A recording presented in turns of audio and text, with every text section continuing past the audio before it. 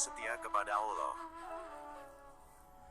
Alhamdulillahirobbilalamin. Ya Allah, hamba mengenang atau teringat ketika dulu tahun 2019 ternyata dalam impian hamba sungguh ayat di bawah ini sangat menyatu dengan mimpinya hamba, di mana ayat di bawah ini benar-benar memperjelas bahwa Allah Subhanahu wa Ta'ala merahasiakan tentang apa yang hamba rasakan, di mana impian hamba itu seolah ada sesuatu menceritakan dari awal kejadiannya Ahmad.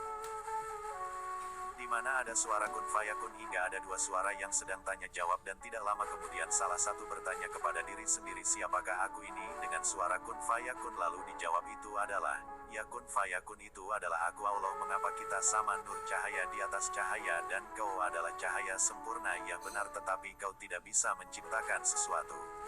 Wahai Allah, mengapa engkau ciptakan aku? Untuk apa kau? Untuk sebagai kebanggaan aku Allah. Wahai Ahmad, kita menyatu bersamaku. Wahai Allah, apakah bisa kita menyatu? Bagiku tidak ada kesulitan. Lalu Allah Subhanahu wa Ta'ala menciptakan Dajjal, kemudian Adam dan Hawa. Allah berfirman artinya, dan kami telah menciptakan jin sebelum Adam dari api yang sangat panas. Quran Surat Al-Hijr 15 ayat 27.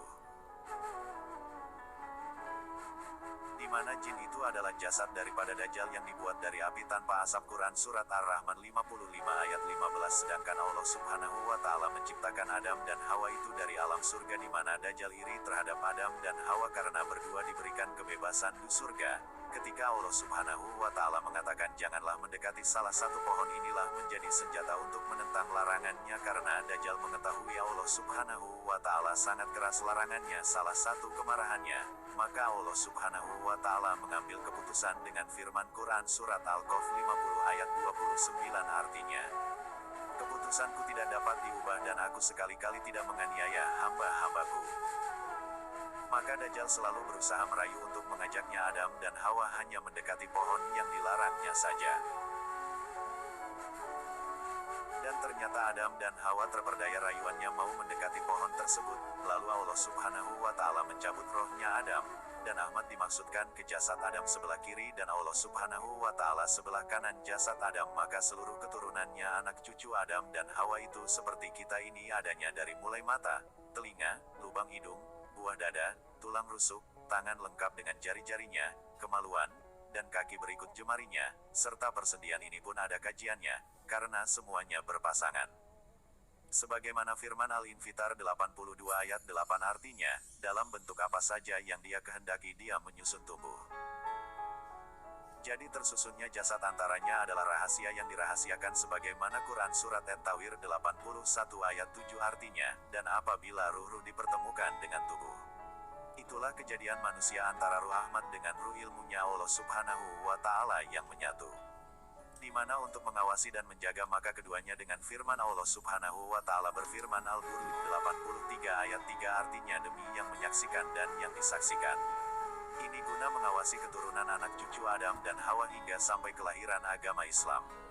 Allah Subhanahu wa Ta'ala berfirman, artinya, bahwa orang-orang yang berjanji setia kepadamu, Muhammad, sesungguhnya mereka hanya berjanji setia kepada Allah. Tangan Allah di atas tangan-tangan mereka, maka barang siapa melanggar janji, maka sesungguhnya dia melanggar atas janji sendiri, dan barang siapa menepati janjinya kepada Allah, maka dia akan memberinya pahala yang besar. Quran Surat Al-Fat 48 ayat 10. Mari kita kaji ayat di atas ini. Menurut kajian Abdul Hadis bin Abdul Latif, Allah Subhanahu wa Ta'ala mengatakan, barang siapa berjanji kepadamu, Muhammad, artinya ini umat Islam berjanji mengikuti perintah apa yang diperintah oleh Muhammad benar-benar dilaksanakan, yang tidak ada kaitannya dengan pemimpin yang mengajak ke neraka atau Islam aliran. Sesungguhnya mereka berjanji hanya kepada Allah. Ya pasti Muhammad itu siapa dan Allah itu juga siapa, inilah yang menjadi kebanggaan Allah Subhanahu wa Ta'ala.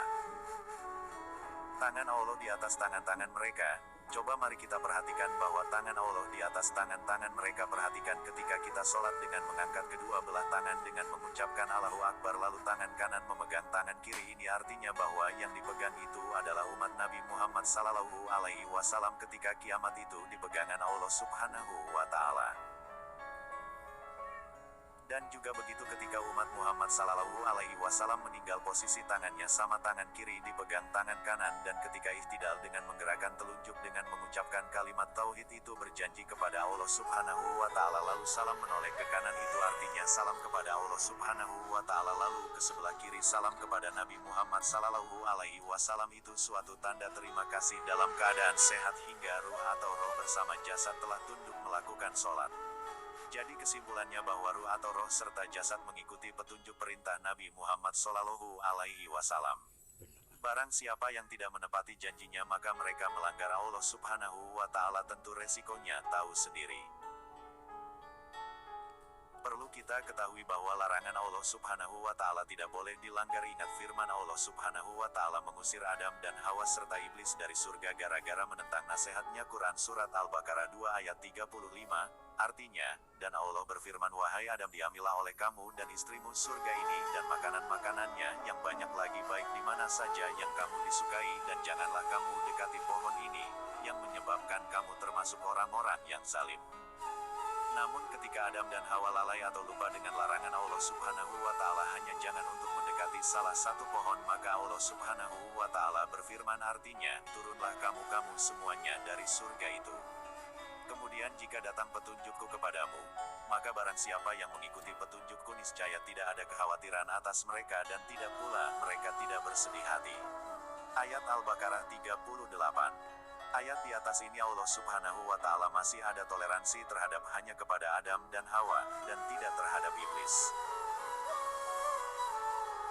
Sebenarnya bahwa Allah Subhanahu wa Ta'ala itu sudah memberikan sesuatu yang akan mengangkat derajat yang tinggi walaupun sekarang ini berada di bumi ini, mengingat bahwa bumi ini adalah awal manusia akan masuk neraka akibat perbuatannya. Seperti sekarang ini manusia sudah merasakan dunia yang berlebih-lebihan agar menjadi manusia merasa dirinya terhormat, namun apa yang terjadi karena melanggar apa yang difirmankan melalui Quran Surat Al-Imran 31.